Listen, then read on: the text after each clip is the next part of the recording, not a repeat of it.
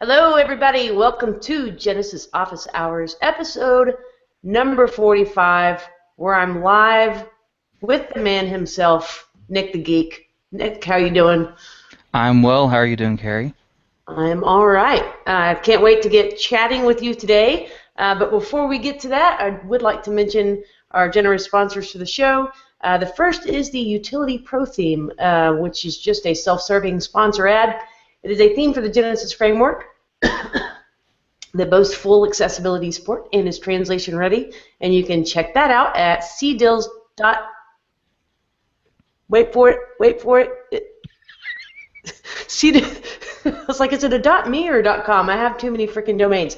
This is cdills.me/utilitypro. And my second sponsor I'm really proud to announce is Manage WP, which is the place to go to manage all of your WordPress sites in a single dashboard, and you can check them out at cdills.me/managewpme. So, wow, with all of that said, and those links read, let's dive into things. So, Nick, this is your first time on the show. Yeah, and after your little flub there with the wait for it, I'm thinking this show is going to be legend. Wait for it. Going to go down Hope and you're get not some milk, lactose intolerant. dairy, because it'll be legendary. Awesome. Another fan of How I Met Your Mother. So for folks that are tuning in, there are several ways you can participate today. First is if you have questions for Nick, you can go to Twitter and ask your question, tag it with the hashtag GOHchat, or you can go to the page where this podcast is being broadcast over on carriedills.com/podcast. Find today's podcast, and there's a raffle copter on there where, Nick, I think we're giving away some stuff. Do you know what that is? I have just actually recently heard about it myself. I was hoping that maybe Jess would be doing some cool stuff with that, and she was talking to me and want to get some great feedback from people about who you think the real rock stars are that are helping out in Studio Press forums and support. And so Jess is she's the one that made sure we got the giveaways for the Genesis WP swag. I believe she's got some more Genesis WP swag for all that. So fill out the Rafflecopter and get some great swag. Yes, and there's several ways you can tweet about it, visit the Studio Press page on Facebook, and you get extra bonus points if you go answer a question in the Studio Press forums and help a brother or sister out. So, Nick, I met you, I guess, the first time about 2 years ago. It was when Copyblogger had their posse down in Austin, and I was so overwhelmed to meet all of you in person that I think I fangirled out just a little bit. Um, but back up and tell me how long you've been with Copyblogger and how you got your start with that. Sure. Well, I mean, it goes way back to the 90s when I was a kid and started learning HTML and all that stuff, and really just did it on the side for fun. My mom wanted to get a website up, and so I helped her with all that. Started learning PHP and SQL. Got into doing some WordPress themes, and heard about this new theme called Genesis. And I think it was literally like Genesis 1.0 had just dropped. And I hopped in to Genesis and made my first Genesis theme and did absolutely everything wrong. I coded directly into Genesis, did all these things, and it was really the client was very happy with the theme. And then I was reading in the forums and realized I had done it completely wrong, and so I had to go back and try and figure out how actions and filters and all that stuff worked. And so I actually went in to the client site and redid the theme without telling him about it and activated it so that hopefully if he ever updated that site, which fortunately Genesis 1.0 didn't have the auto update feature, that he would never know that it wasn't done right. And through doing that, I started asking a lot of questions in the forums to start with, and then started trying to help out because I'm like, hey, let's give back. And I apparently drew the attention of Daisy, who's like, who is this upstart little punk that's answering all these questions in the forums? But because of that, they actually invited me to become a forum moderator to help out, and that was way back in the early days of Genesis. And eventually invited me to come out and hang out with them in Austin at South by Southwest a few years back, and offered me part-time job with Copyblogger after Copyblogger had been formed, and about a little over 2 years ago, I actually came on full-time with Copyblogger. Awesome. And the rest is history? No, the rest is the future. I'm busy with a lot of stuff with them and doing a lot of cool, great things.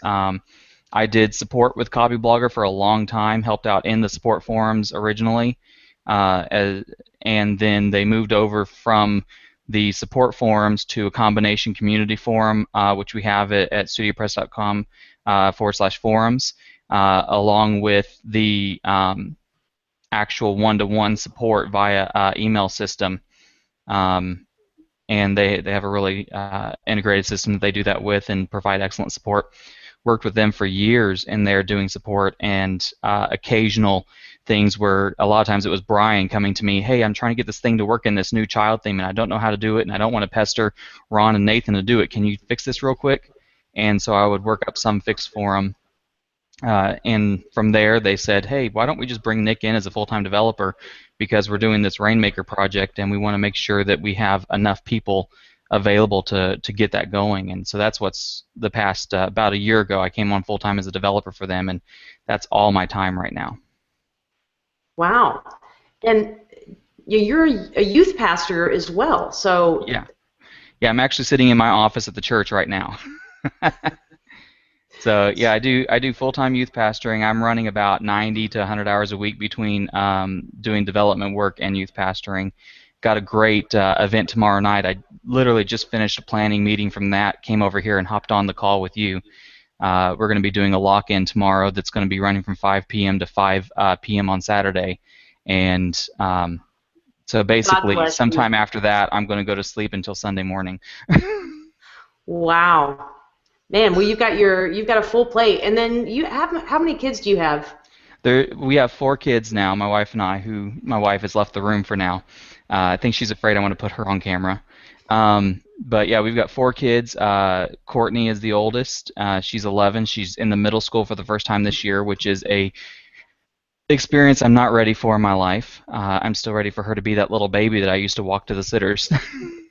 And then Alex is my oldest son. He's in 5th grade. And Megan is my youngest daughter, who's in 3rd grade. And Tony is my rambunctious and excitable little son, who is in 1st grade. All right. It sounds like there's probably never a dull moment in the Croft household then. Probably not. Maybe around 2 in the morning when we all finally crash and go to sleep, it gets a little dull before I'm out cold. So. Interrupting this broadcast with the breaking news, Mike Hale says that as of February 1st, which was just a few days ago, that Genesis hit the 5-year anniversary. Does that sound about right? Yeah, and that's pretty close to when I came in. I actually talked with Nathan. We got together in Dallas. Unfortunately, you were busy with another event, and so we didn't get to meet while we were down there as Copyblogger family. But we were talking with Nathan that Genesis was about 5 years old, and so we all looked it up recently and found out the exact information on that. So yeah, we got to celebrate that. Awesome. Well, cheers, and am thankful and grateful for Genesis, which enables me to do my job and make money off of it. So it's really cool. I got the chance to meet Matt Mullenweg a couple of years ago, and I totally flubbed all over myself, and I don't even know if what I said sounded intelligible, but it was to the effect of, thank you for making software that enables me to make a living. And I would carry that over as well to Genesis and the Studio Press folks. So you go. So here's what's the one question that's on everyone's mind. It's the Genesis featured widget amplified plugin. Yeah. Now back up and tell, for folks that maybe aren't familiar there's the Genesis featured post widget that comes. It's just part of core Genesis, but it only does so many things. So you wrote this amplified plugin, and give a little description of that. Yeah, sure. Well, I will be honest. I wrote the Genesis featured post widget amplified Genesis featured widget GFWA. I can say that. I wrote GFWA because I needed it for client sites. And so after custom post types came out and were really kind of growing in WordPress, um, clients would come in, and you guys that have clients have dealt with that. They want to do some specific thing, and you could do it by categorizing it and having some interesting template files to make it work. But a lot of times it's really easy to do it with a custom post type. So if they have like books they want to feature, or portfolio, or even products. Products is a huge one you do in custom post types now. You can do that, create a custom interface so that they can have special meta boxes and all those things. But then when you want to show that in a widget area, there's nothing really in Genesis for that. And so the styling that's there didn't work. There were some other featured widget plugins that could work, but it didn't inherit the styling. And so I was creating for my clients custom one-off use widgets for them to use that would use a specific post type instead of being able to select a post type in there. And I realized I was wasting a lot of time doing that, and I decided to make this GFWA plugin. And I made it originally for a couple of clients, used it on their sites to be able to select and use whatever we wanted. And then I released it as, I think, my very first plugin in the WordPress repo. It took off, and a lot of people came at me with feature requests on it. And if it was something that I could see using for my clients, I was happy to add it in, because I'm like, hey, if I don't have to code this twice, then it saves me time with my clients, which means ultimately more money for me, because I'm lazy and selfish like that. That's just exactly what it sounds like, putting your software out for free in the WordPress repo. Yeah. Terribly selfish. And so I did a lot of work with it. Unfortunately, it hasn't been updated in a while, and I know a lot of people are really ready to see it supporting the pro themes. And I've started a little bit of work on that in starts here and there, because I know it would be a really great feature to have. The issue ultimately is time. Like I said, I'm doing 90 to 100 hours a week between full-time youth pastoring and full-time developing now. So finding the time to do that is difficult. And so I've actually reached out to the community a few times. I moved it up into a GitHub repo. And the great thing about GitHub is we can work together on that. And so what would be really great, and something I'm hoping to invite developers that are listening in on this, I've tweeted about it a few times, but just the more people that know about it, is if we can collaboratively work together on it and make it the best possible plugin. I think that's the ideal solution. And so I'm going to tweet this out using the GOH chat hashtag. Assuming Perfect, and that's a link to the GitHub repo? Yeah, I'm gonna to the GitHub repo, and specifically to the branch that needs to be forked out on this. And then if you've not done this before, it's really simple. You can use the GitHub GUI to fork the branch to your own repo, and then make your edits, and then submit those, and then create a pull request. And all of those things can actually be done very simply using GUI. You don't have to know. Go into Bash and type in, git, submit, and all the other commands to do that. It's very simple and easy to do. So if you're comfortable with submitting some code, and even if it's not perfect, I think if we're working together as a community, we can evaluate that, look at that, and then make it really solid, really clean, and work really well. Awesome. So here. I would add too that that GUI you mentioned is available for free to download. If you're on a Mac, it's mac.github.com, and if you're on Windows, it's windows.github.com. And it's just a graphical interface to do all the things that you could otherwise do via command line, but not so scary. So, cool. So we'll look for that on the Twitters, and I'll also go back and include that in the show notes.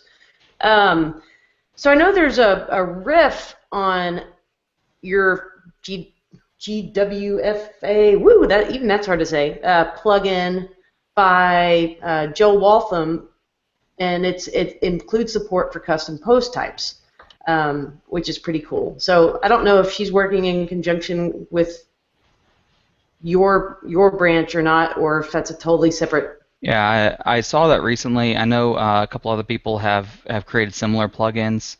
And I mean, what I think would be great is if we just kind of all work together to create one really great plugin. Not to say that, obviously this is open source, and if someone else takes it and runs with it, I think it would be really cool if somebody wanted to take this and run with it and make something that's not Genesis specific. I mean, Genesis is awesome, and I don't use anything else with my clients, haven't for ages. But if somebody wanted to create something that wasn't Genesis specific, it's not that much work to do that. You just have to replace a few functions with things that do what those functions do in Genesis, and then that would be available to any theme. So there's a lot of cool things that people can do and probably should do. But Nice. Well, I'll mention I've been harping a lot. Well, harping sounds like a negative word. I've been talking a lot lately about accessibility, and the default featured post widget that comes with Genesis is not accessible, and I think that's primarily to the way it does the heading structure. So it's wrapping like a H4 tag. I think maybe around the post titles. I could have that a little bit backwards, but that would be great if in this new iteration of the new and improved GWFA Pro, or maybe just the featured widget amplified, to drop the Genesis, if that issue could be addressed. So maybe I need to do my own pull request. that would be great. I'd love to get a pull request from you. I'm looking forward to that. All right. Well, I've gotten fairly comfortable with GitHub for my own projects, but in a collaborative environment, I still usually do something very wrong when it comes to commits. That's the great thing about working with GitHub is you can't break it. Like, even if you submit something that's completely wrong and the pull request is merged and it totally breaks it, it's one command to take that back out and say this probably isn't going to work. We need to fix it. And other collaborative. I worked with SVN for a long time, and it's just not as clean and easy to use. And I felt like it was a lot easier to step in GitHub and to do it collaboratively, where anybody can fork it and then submit the pull request and have that implemented in, and then be able to use the GUI to really easily see everything that's happened and be able to find out what's going on. I love working with it and have been using it collaboratively with a big. We're up to about 5 developers that we work with regularly through Rainmaker now, and it's really cool to see how easy it is to submit code into the same file and not break things. So I got to step out for real quick. I got to plug my computer in. I'm just going to duck. Hey, you know what? When Andrea Rennick was on this show quite a few episodes back, she had to disappear off screen to give the laptop juice as well. So you're the second Studio Press person to do that. That's the copy blogger habit. Oh. Well, the fact, and somebody tweeted it, that you hacked Genesis when you did your first site because you didn't know any better. That really makes the rest of us feel better, because we've all done it or have tried to hack WordPress core directly. It's just sort of part of the learning curve, it seems. Yeah, and I wanted to specifically say that because it's easy to think, well, I messed up and therefore I can't do well. And you mentioned that I am a youth pastor and I deal with students all the time, and I mean, you guys all remember what it was like to be a teenager, and you do something really stupid, and then you think, oh my goodness, I can't ever show my face in school again. I can't ever. And we all make mistakes, and I think it's important to know that sometimes even people that you think have it all together and know everything screw up. And we had to learn from our mistakes, and to me, that's really Uh, I always said I never got the same question wrong on a test. If I took a test in high school or college, and on the midterm I got the question wrong, on the final I got that question right. I might get every other question wrong, but I never got that same question wrong because I learned from it. That's an excellent point. And while we're in a confessional mood, I'll confess that I have one plugin up in the WordPress repo, and it needs to be updated, and I have the update ready to push, but I cannot remember how to use Subversion. So there it sits until I go bother to read a refresher. It's very easy. SVN -CI, and then you add your quotes with what you're changing. It's incredibly simple. I'll send you the text on that. Well, there it is, right there. Tutorial Um, done. I actually saw a question come up I want to answer. Creative Diva, who I remember from the old forums, um, asked how crazy was it monitoring the old forums they had from years ago. I love the old forum. And I want to answer that because it was really hard. We had to be on top of stuff because what would happen all the time is someone would ask a question and then they would post additional information and then their information would be completely lost. And we would never know that they asked something weeks ago, and then they get all grumpy pantsed and post on Twitter, I asked this 3 days ago and nobody's answering my question, which is one of the biggest reasons we moved away from the old forums to the new one-to-one support system that we have. Hmm. I love the forums, I love the community interaction and all the good things that come from that. But when you're dropping the ball on somebody, and it's always somebody with a brand new site, once you learn the rules, you don't do that.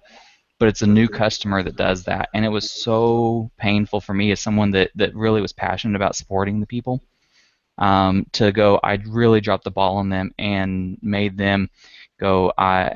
People don't care about me. They have the support forums and no one cares. Blah blah blah blah blah. And that was painful. So I was really happy when we moved to having both options: the community support and also the one-to-one support. The one thing I would like to see, and thanks for sharing that. I think when Studio Press moved over to that one-on-one and then changed the forums over to community forums, people still don't necessarily realize that the community forums are just that. They're powered by community. They're not actively monitored by Studio Press. And if they need direct help from Studio Press, they can submit one-on-one or those one-on-one tickets. But I think that's a misunderstanding folks still have. And why we always see folks like Susan Ramsey saying, get over to the forums and answer some questions. We've got unanswered questions. Yeah, and and there's a lot of stuff that has to go into the forums because it's really hard for support to be able, as much as we would love to write out a bunch of custom stuff, and we used to write out a lot of custom stuff. The user base has just grown so much we can't do that for everybody, and the forums are great. I love the community. I peek in on especially on the Facebook page, but even some in the Google page. There's a lot of a big growing community there, and that's all community driven. It wasn't something that Copyblogger or Studio Press set up. That was all community driven. There's just an amazing community around there. People that support each other, people that are willing to take on newbies that don't know anything, and it's not like it is in a lot of places where a newbie goes and asks a question. Everyone's like, "Oh, more noobs, duh." Uh, People are just really welcoming in this community, and it's so great to be a part of it. So I really appreciate all of you guys. Awesome. Well, on that positive note, I'd like to switch to a question about a few things you do not like about Genesis and how you might visualize it in future versions. And that question comes from Devinder. Man, it's really hard to pick out stuff I don't like about Genesis, because Genesis by itself does almost everything it needs to do. And I think the things that frustrated me about Genesis for a while, um, they don't frustrate me now that I've talked with Nathan and really kind of got some of the idea of what the kind of philosophy of Genesis is. And so, I would get frustrated that when I was very early on, why can't you edit the files directly? That's annoying. But now that I see that we can update things as we go, and they work really hard to make sure when an update happens, it's not going to break my client site or my personal site. I can update knowing that's going to work. Um, but I think the thing, and it's stuff they're actually working on addressing. But you brought up accessibility. And I would have clients back when I did client work that had government sites or things that were related to government sites. So there was a higher level of requirement for accessibility on those sites, as a lot of you guys know. And you have to really hack around stuff. And there's some great community-supported themes and plugins to help enable some of the accessibility requirements. But you really have to hack around a lot of stuff, and that's actually something that they're actively working on, is improving accessibility in Genesis Core. There's, I don't love personally, and I understand why it's there, but the code has become less readable because we support the old XHTML themes and the new HTML5 themes, and it's really great that the developers that got Genesis 2.0 out the door with support for both HTML5 and XHTML did an amazing job coming up with some really creative solutions to get that to work and to work efficiently. Um, but at the same time, when you go through as a new person reading the code, I think it's confusing. What is this HTML markup function doing? I don't understand how I'm supposed to use this in my theme. And a lot of people thinking, if you're adding something to a theme, you have to use that function instead of just echoing out or printing the divs directly, your markup directly. And the truth is, in a child theme, you should never have to use the Genesis HTML function, the HTML formatting function.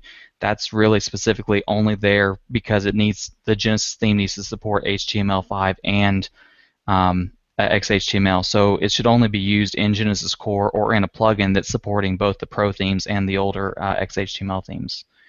So clarifying then, if you have that in your child theme, if it says add theme support and has HTML5, then you should never need that bit of markup function that you just mentioned. You don't need that, and so I think it adds a level of confusion to people, and it's not something I think that we could take out, because then you end up really hurting people that have the older theme, so they can't update past point X. And so I love the philosophy of it. Like I said, my complaints ultimately are nullified once you understand the philosophy. That the philosophy says we want to make sure that our existing customers don't have a broken site when we update.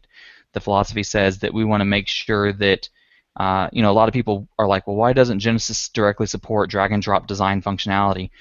Our philosophy is that we want to support a framework that is solid, and if somebody wants to create a plugin or a theme, which there are plugins and themes that do that. One of the sponsors today does that, and it makes it possible for the industry to grow. And so it's like WordPress could do all the things, but instead they create a solution that can be grown by themes and plugins. And Genesis could do all the things, and it'd be this big, huge, bloated thing, but instead it's streamlined and really powerful for developers, either to create things directly for clients or to create tools that other people can use to create things for their clients or their personal sites. I like that. I think it's just such a good way to go, to not try to make it an everything for every use case scenario, but make it a platform that you can extend. I like that Nathan's most hated thing is the same as mine. We'd both love to just throw the XHTML code out, but our philosophy is that we want to support those customers. So he just posted it in the Go chat. Nice. Let's see, a quick shout out. UK Genesis has an up and coming community. You can follow them on Twitter at UK Genesis. Also, they have a meetup tomorrow night at WordCamp Birmingham at 6 p.m. at the Bacchus Bar. I have no idea where that is, but it sounds fun. Raise a pint to us over here if you're able to make that. All right, so let's head to the questions. Oh yeah, there's Nathan's comment. Excuse me. Got a whole side conversation happening now. There is. We've unleashed, opened Pandora's box over there. So a little bit along. Well, maybe it's a stretch to go over to this conversation, but we were talking earlier about plugin developers doing things that made their plugins less efficient. Yeah. Why don't you address that a little bit? Well, I've really been spending for the first part of my career as a developer. I worked a lot on creating mostly themes, and so I did client work, whether that be for a paying client or my mother or my personal site. It was all about creating themes, and my goal was to minimize the use of plugins. So I'd go to a client site, and there would be 50 plugins, and the site would just be dragging. And every time you change something, problems happen. So I almost always did a plugin audit, removed as much cruft as possible, and challenged the clients. Why is it you have to have this plugin that you say you can't get rid of? Can you guys all hear me? I saw Mike's comment, but I can hear you. Okay. Mike just has problems. He had problems anyways, but yes, he does. But as I went on to started working for Rainmaker, mostly I was focused on plugin work and dealing with a lot of people that have created plugins, looking at what they've done, trying to decide the way that we want to do it, because there's a bunch of modules and we do all kinds of stuff in there. But that makes efficiency a real big concern of ours and mine, that since I spent a lot of time with it. But it kind of came to a head when I was creating the Genesis Simple Share plugin, which is something I'm really proud of. I think it's a really good plugin, and it looks great because Rafal did an amazing job creating that style and design. So I'm really happy with that plugin. But we had a bug that was reported once, and it was because somebody decided that .clear wrap should have 0 height in it. Which seems really odd, because when you have the word wrap in there, that sounds to me like it's wrapping around everything else, but they use that to use as a clear div, and it killed our layout because we were using clear wrap as a class, because it's a common class, and it's something that there's actually CSS provided by WordPress to help us with. But they loaded their CSS files on every single page, and it drove me crazy. And so we actually had to go into our HTML and change that class, and then change the markup for the CSS on it to address the new class name, and then include the actual clear markup that WordPress had built in to work around all of that stuff. As my testing parameters that I added on that commit, I said something like, to test, make sure that other plugins don't screw it up, because it was some other plugin that was loading their stuff way too broadly and being really just generalized with the classes that they were using, and it made things very, very difficult for me as a plugin developer. And I think we do that a lot. And so I've been working personally on some changes in the way that I load things. WordPress has a lot of really cool, lesser-known hooks, like the page load hooks. And so a plugin I recently wrote, I'm using autoloader functions and all the stuff. And so my initial file that loads on every single page is only it's less than a kilobyte in size. It's really small, compact, and it loads on the load dash post dash PHP hook, or actually it's load dash post dot PHP hook, and I load the class directly and use a static method to load an initiator that actually checks to see if it's on the post or the page edit screen, and if it's on using the type now uh, global function to check which type is being shown. And if it's in either of those pages, then I load the rest of the plugin via this initiator. And it allows me to have a very small file to control this, and it doesn't have to load anything else except for when it needs that little file to add just a little bit to the post editor. And then I have an AJAX request that I run, and so I do the same thing. Is I have a separate AJAX class that I use that's auto-loaded, and it will only run whenever it comes to the WP AJAX hook for that action that's fired off. So it's very, very efficient. And it means when I load my JavaScript files and my CSS files, it's only loaded where it has to be loaded. And I think that's something that we really have to see people doing as plugin developers is making their code load the smallest amount of code as possible until it needs the code. And think of it more like Lego assembly, that you have this little tiny brick that you start with, and then when you get to the other parts, you add it on.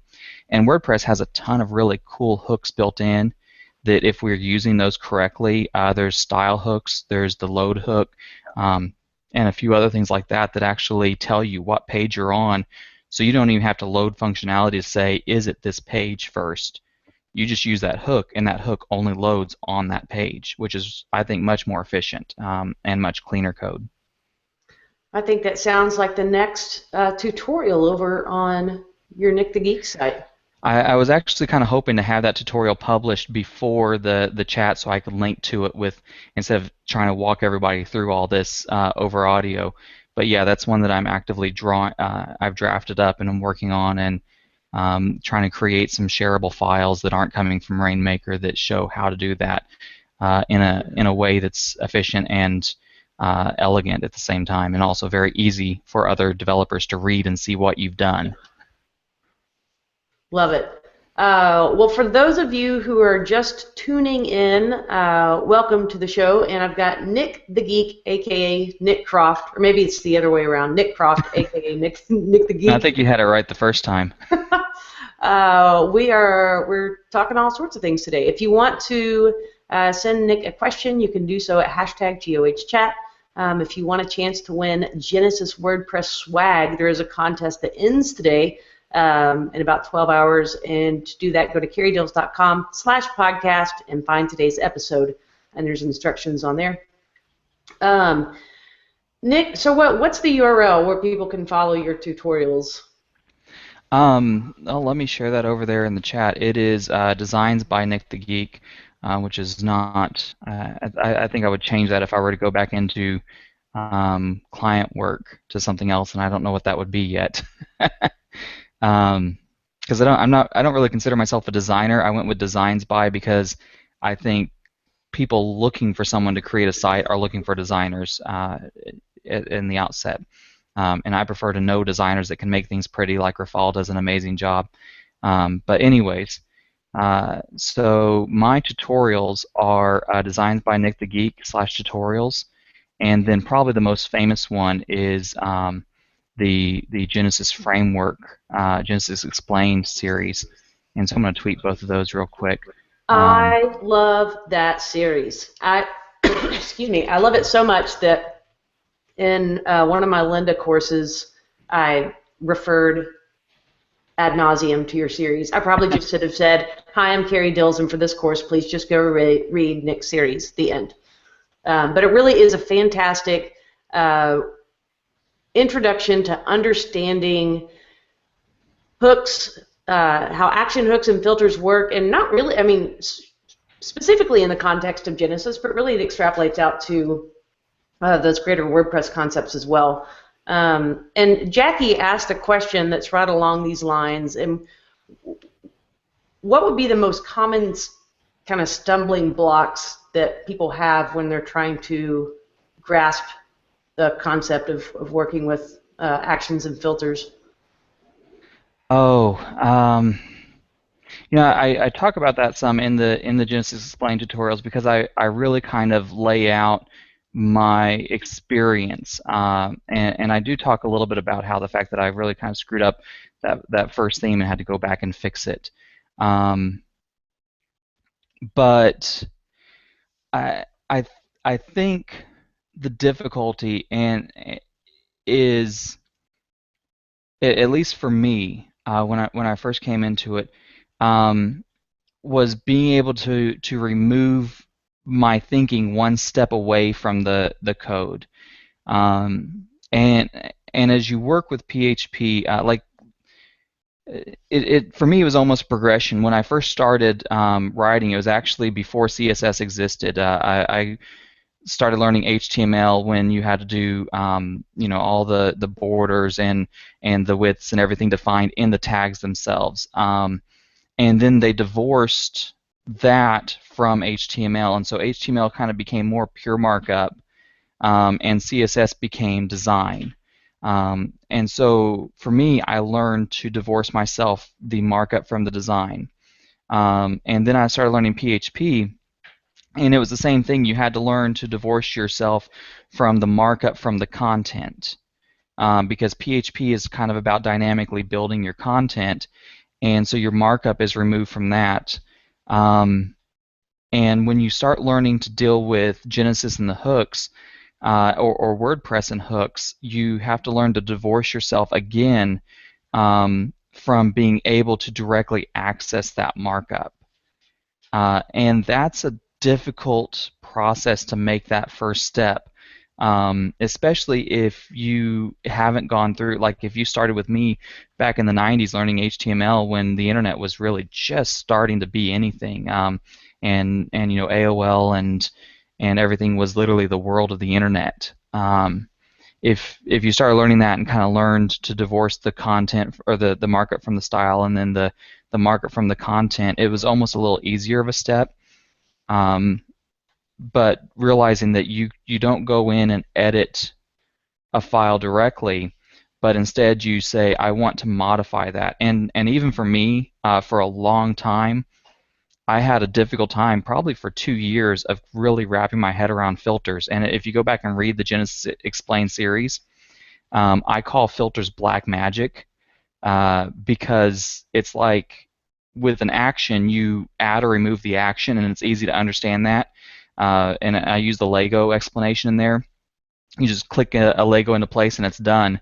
And a filter is like you wave a magic wand over it and that Lego brick shape changes, and it changes to a different color, and it's really kind of weird. But that's what a filter does, is it allows you to change the content or change the markup before its output. And once you get your head around that, I actually go through looking for filters before I deal with actions, because I would much rather do that because it's much more efficient to change that. But until you get your head around filters, it is straight up black magic. And even once you first get your head around filters, it's like a little bit of white magic. The magic wand, ladies and gentlemen, is filters. Excuse me, I'm rather hacky today. Apologies for that.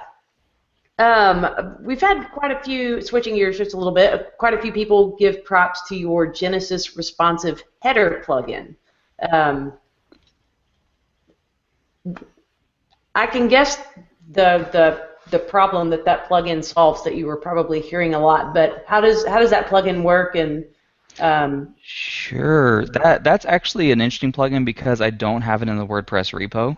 And so you only find out about that on Twitter or Facebook or whatever when people link directly to it off of my site or to the GitHub repo. Um, but that directly solves the issue. Um, there's kind of two schools of thought if you want to have a logo. One school of thought is you throw in an image, and then you, as the alt tag of that image, can have your H1 markup or whatever, or you can try and wrap an H1 tag around it. And there's been a lot of studies on if that's actually effective at all for indicating the heading of a page, and if it gives any boost in how Google interprets that alt tag. and a lot of the people that know more than I do say it's not really effective. So the other option is to create some kind of hidden text, and there's a lot of different ways to do that. But the way the CSS in Genesis is currently kind of the premier example, and the way that it should be done, as far as the fact that Google doesn't go and slap you for trying to hide text on it, doing a image replacement. Assuming, of course, that your image replacement is like the title of your site and your logo is the title of your site graphically. If you're trying to stuff a bunch of keywords in there, Google will slap you down for that. It doesn't like it. But the problem is when you use CSS, it's not very easy to make a CSS background image responsive. And there's some code that you can use that will size it, and it creates some really weird, awkward heights and stuff like that. So the plugin uses JavaScript. It uses some user interfaces that allow people to upload the different logo sizes to make it more efficient, and make it much easier to have a responsive header area that the logo will resize automatically. The downside is that that plugin is, again, it's XHTML, and part of that was the XHTML headers were handled differently than the HTML5 headers are. The HTML5 headers on almost all the current child themes tend to focus on much smaller logo areas that are almost responsive out of the box. Even on small screens, it tends to fit well without all these weird issues that you had with these big full screen headers that the old XHTML themes used to use. So it's not quite as needed. But that said, it is up on GitHub, and I'll go ahead and share the link to that, and absolutely welcome anybody that wanted to work on some pull requests. I would love to work with anybody in the community to bring this up to HTML5 support again. And it's something that's kind of on back burner. I've done a few small commits on this plugin to make sure there was a small error that came up with the 4.0 update, and I had to address that and upgrade it. So let me grab that and share that in the community chat. Sure thing. And you mentioned some things that basically echo what Brian Gardner said on the show before, and that is, if there are things that you would like to see functionality-wise, feel free to go build it and make it happen. And what I hear you saying is this invitation to submit pull requests. And of course, not everyone is a developer or quite ready to do that, but if you do have that skill set, then certainly you're invited to be part of making things happen. Let's see. We had a question from the Creative Diva. She wanted to know what happened to the production theme. Oh, That's yeah. A blast from the past. So production, I actually started creating another theme before production came around, and production was a theme that Rafal had started designing, and they ended up kind of nixing it because there was just a lot of issues with creating media inside of a theme and dealing with that.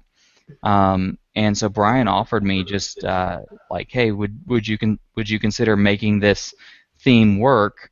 And if you make it work, we'll sell it in the community support, the community showplace, the community marketplace. So I did that, and it was actually on sale there for several months. And they decided to bring me on as a full-time Copyblogger employee. And unfortunately, what that meant was I was not able to sell the theme in the community marketplace anymore as part of the contract. So it's not available there. It is technically available through me directly, and I have some ways of doing that, but I don't really have a way of like a shop on my site to actually actively sell that or anything like that, because I don't have a lot of time to support large volume sales of it.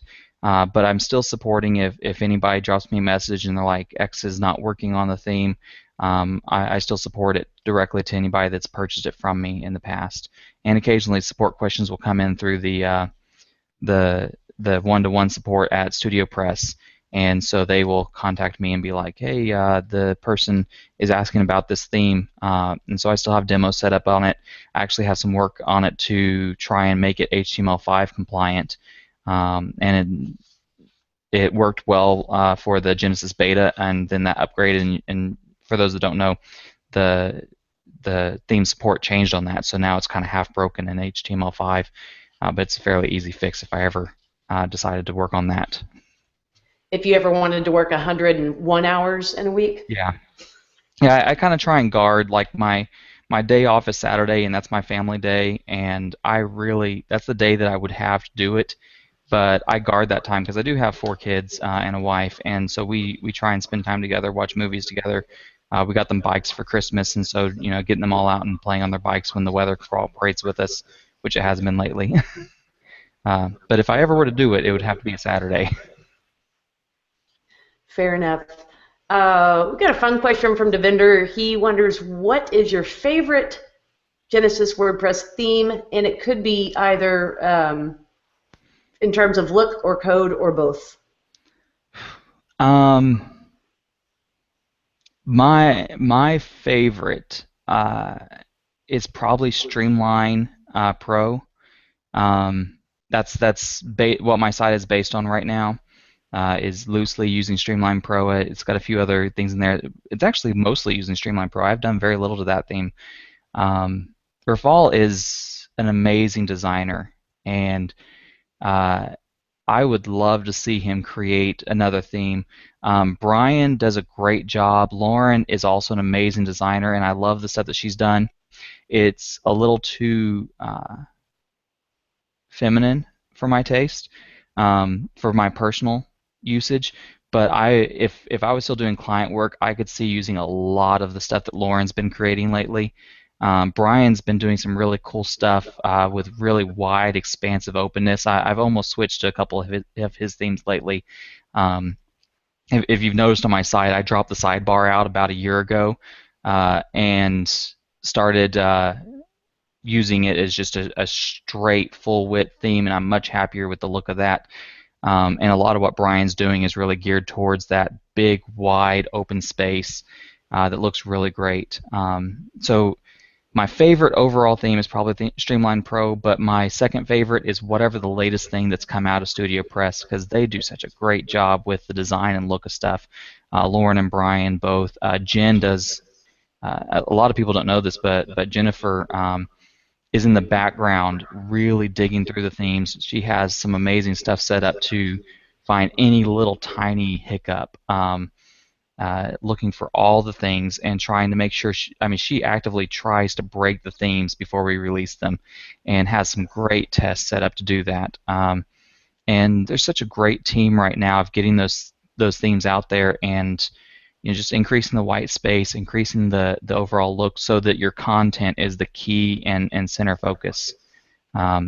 So that's kind of where I'm at it. My favorite is definitely Streamline Pro, but my second favorite is whatever the last thing is that we released, just to be honest. There's some great stuff in the community. I don't want to shoot down the community themes. I love a lot of designers, and I love some of the stuff I've seen you do, Carrie.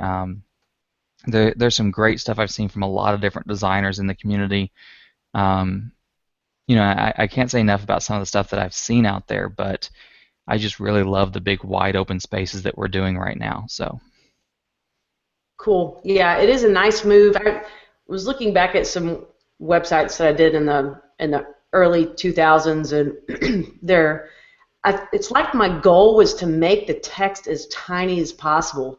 I don't know if that's probably because your average monitor size was 680 pixels wide, but they're just terrible. I mean, I need bifocals to read them. So I do like this sort of expansive, large readable text, and maybe I'm just getting old and that's helpful for my vision. Well, I mean, even like on a phone, I mean, that's a really small amount of real estate, and I use my phone all the time now. I just increasingly more and more. I'm looking at getting an iPhone 6 Plus, just because I use my phone more for browsing the web and other stuff than I do for actual phone usage. But you get on a site and it's got such small text on your monitor screen Then you get on a phone, it's like, okay, where's the magnifying glass so I can actually read what they do? And so you have to zoom in and then scroll around because they didn't make the responsiveness correct on that, and it's a pain in the butt. So I love the fact that the new themes, it's large text, a lot of line height on there, really easy on the eyes, high contrast, a lot of great things about that. I'm very happy with and it's not just StudioPress. It's kind of the design trend all across the world right now, and I'm very happy with that. Excellent. Well, I've got one last question for you before we have to wrap up, and it comes from Gary. So over at over at translate.studiopress.com, there's a block press installation running there for the ability to translate Genesis and StudioPress plugins into various locales. And Gary's asking, are there any plans to populate that with all of the child themes? That is a great question. Next. No, we actually started working actively on trying to improve the translatability of the child themes. And so previously all we had was just basically some translatable strings. We didn't even correctly define the child theme domain or anything else like that. And so getting feedback from the community, people worldwide, for example, just even Canada, just right next door, you have people that are required by the government to have a site that's in English and a site that's in French. And so you can't just go in and mock up change your strings directly. You have to create translation files and be able to handle that correctly to be able to have a multilingual site. And so we started working hard to make sure that things could be done like that, to include functionality that allows, and some of it hasn't even made it fully into production code, but include some functionality to allow the themes to define from a plugin like the Genesis translation plugin to hold all of those different translation files for them. And so we've got some plans as far as improving the translatability of the plugins. Translate.studiopress is part of that plan. As far as getting time to get everything in place for all of that, and that's kind of our big hang-up is there's so many things that we're doing at the same time. StudioPress, Rainmaker, Copyblogger, Scribe.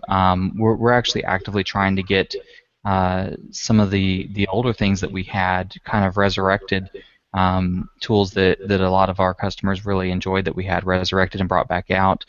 And it's like if we could just flip a switch and do it all today, then we would do it. But unfortunately, it just takes time to get it all there. Well, that was an excellent answer. And I'm just going to go ahead and make a shameless pitch for the show sponsor, Utility Pro Theme, which, as you mentioned, all the strings are fully translatable, which means that you can install it in any language. And it actually, the theme now ships with 12 languages, 12 locales already in there. Also, want to mention our other sponsor for the show, ManageWP. If you have not ever checked them out, please go and do that. cdills.me/managewpme, and a really cool dashboard. They've got things for doing backups, site restorations, and site clones. And they also have a cool new beta program out called Orion that I will talk about on a future episode. But with that, Nick, you are a wealth of information, and I need you on another time just to get more out of you. I'd be happy. Just to let me know when you'd like to meet with me, and looking forward to it. Sweet. I appreciate your time. And where can folks find you on the web to say hello? Or Sure. I'm in a lot of places, obviously, on Facebook under Nick the Geek there. And then on Twitter, unfortunately, I couldn't grab Nick the Geek, so it's Nick_the Geek. I'm also Nick_the Geek on Google Plus, and which you can find me through the chat through there. And then my website at Designs by Nick the Geek. I have contact information there. So I'm all over the place. Just search for Nick the Geek, and I'm probably the first thing you'll find. Awesome. And then I have one more random question to ask you. You have this like cartoonish avatar. Is that something that you drew, or how did you create that? I created that from a file, converted it to uh, using masking, converted it to that kind of cartoonish shadow look of myself. And it was originally way back in the day when I first started as a youth pastor. I wanted to kind of write about my experiences. I have a site, nick-thegeek.com, and I started writing about my experience as a youth pastor. But I wanted to be a little more anonymous about it, so I started using that avatar instead of my face. And didn't really say a lot about who I was at the time. I've come out and announced where I'm at and things like that because I'm not really using that site as much to talk about those things and personal stuff that might kind of weird some of the students out.